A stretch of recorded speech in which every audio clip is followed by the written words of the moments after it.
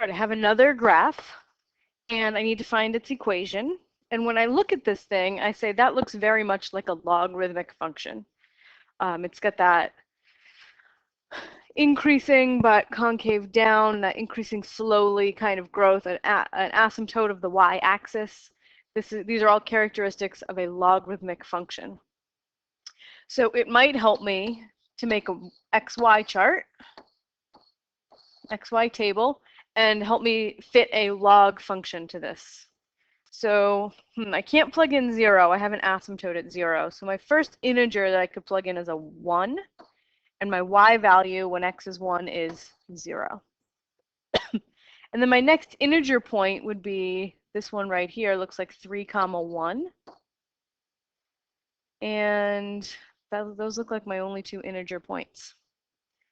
All right, so what we know about log functions is that they are the inverse of exponential functions.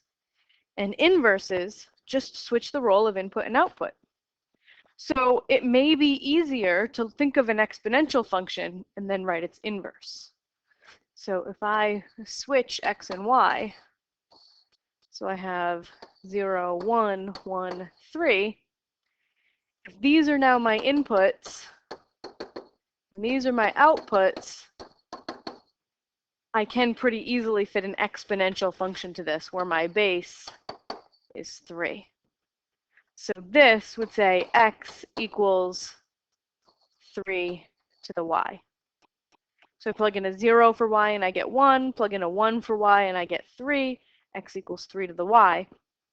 But this is an exponential where I switched the x's and y's.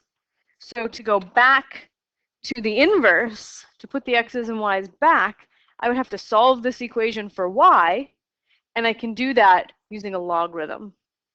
Okay, so if I change this to a logarithmic equation, this says y equals log base 3 of x. And we can double check. If you plug in a 1 for x, that would say 3 log base 3 of 1, that is 0. Because 3 to what power gives you 1? 0. And log base 3 of 3 is 1. So this does in fact work as a log function that fits this graph.